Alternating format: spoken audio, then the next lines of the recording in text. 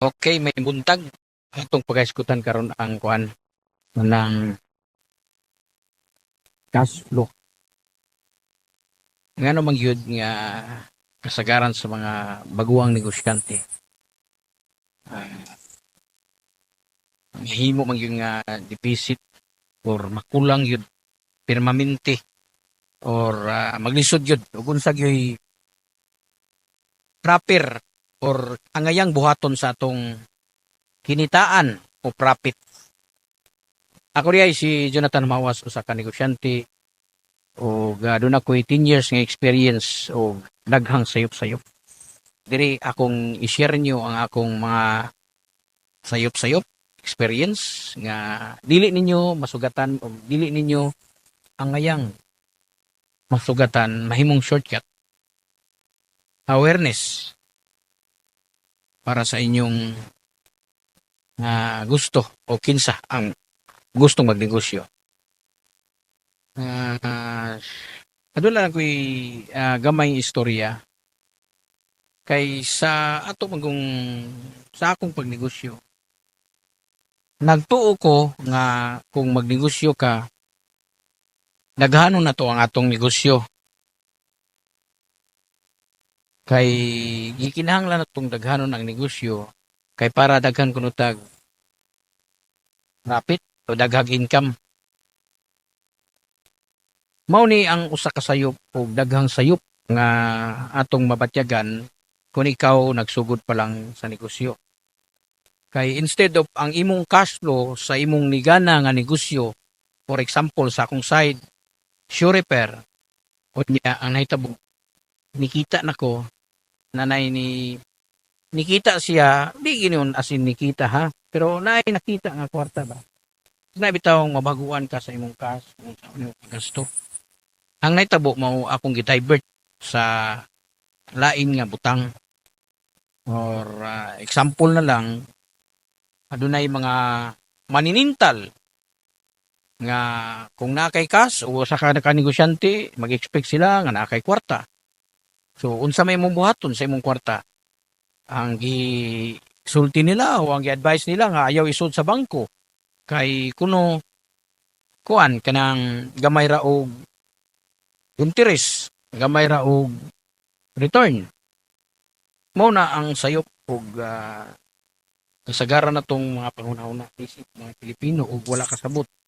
Ug unsay yoy gamit sa bangko diha sa negosyo ug ang gobyerno or customer.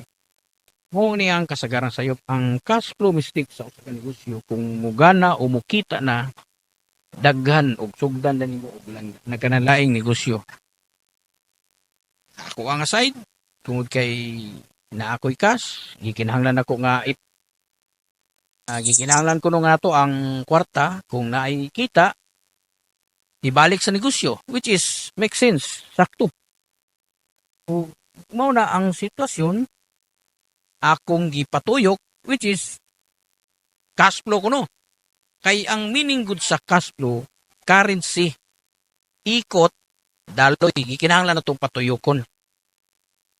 Santo sa iyo, wa pa man ko'y idea kung unsaon nako pag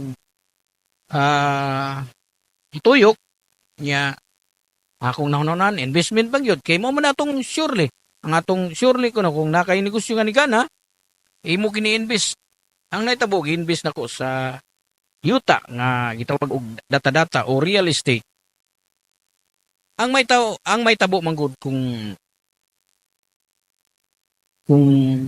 imong gidivert imong cash flow ang imong existing nga negosyo ang may tabo mawagtangan og cash mawagtangan og bloodline or cash pangpatuyok sa imong negosyo kay imo man gidivert sa mas security kuno example sa akong side yuta so ang akong negosyo nawagtangan og tipak nga bahin nga para mapalambo, mapatuyok pa,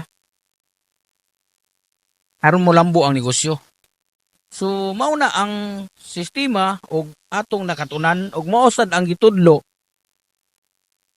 sa kasagarang experience sa uban, which is aduna pa di ay mas lawom o mas maayo nga kanang paghimuon or system o set up sa mas proper o epektibo paggamit sa imong cash flow. So inana ang sitwasyon sa akong side. Tungod kay ako mang gidivert sa lot o yuta ang naitabo nawagtangan og cash nga instead nagpadako pagpalambo sa usa ka ni exist nako nga negosyo. Ako kining gi-share ninyo kay importante ang cash flow, ang bloodline, ang profit. Make sense ha? Naagi profit ang imong negosyo kay kung why profit dili gyud na siya madako. Kaya ang negosyo nga dili why profit dili na siya negosyo. Charity na siya. Di kinahanglan mo ang profit pag reinvest, mag-skill up. Kay kung ang imong negosyo nga dili mo dako, subject ka sa pagkalugi. Tungod sa kompetisyon, tungod sa nagkanit-kanit nga price war. Okay? Huwag atong nasabtan. Sa akong side mo na nga akong i-share ninyo nga di kinahanglan ang focus sa atong cash sa na-exist nga negosyo. Ug kung anong ako ning gisulti tungod kay gusto ko nga dili ta mawagtangan og paglaom, dili ta mawagtangan og eagerness sa pagnegosyo tungod kay gikinahanglan to managhan ang mga negosyante nakatabang ta sa atong ekonomiya, tabang tag problema, sulbad tag problema sa atong henerasyon nga walay ni sulbad, nagkanit-kanit nga sistema o paliksiya nga dili tukma o haom sa atong kasinatian isip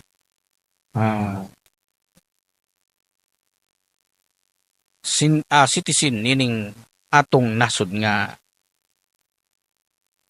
gibarugan which is mao ang Pilipinas. Ang atong problema nga ini nga ma-prevent na to ang sayop nagkanit-kanit nga way kasiguruan. O naaday ko'y usa ka grupo or community nga gi-create. Diin diri akong i-share ninyo, akong diin diri ang mga nagnegosyo o kasamtangan wala sa nagnegosyo kay kalubilo nakikipambit sa ilang experience nga managhan ang tinuod nga negosyo. Kanang real nga nagnegosyo o tinuod nga dili bulolero o nga naay gift sa pagnegosyo, sa pagsulbad sa problema sa atong henerasyon o join sa samahan ng walang negosyo. Ato kining hangpon, ato kining pagasabton. O sa katapusan ako moingon nga ang cash flow sa atong negosyo, ang kita sa atong negosyo dili na to i-invest sa lain kundi ibalik sa atong negosyo. Ipatuyok og balik sa atong negosyo. Dili na to i-divert. Tungod kay ang negosyo nga dili mo dako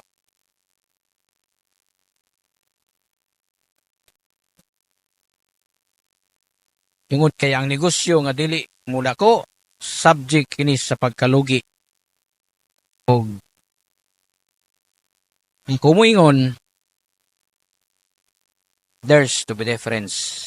Paki-like na rin og share og na kay nakatunan og paki-comment kung unsa pa nga topic, unsa pa inyong gusto nga makatunan kay ako kining pangitaan og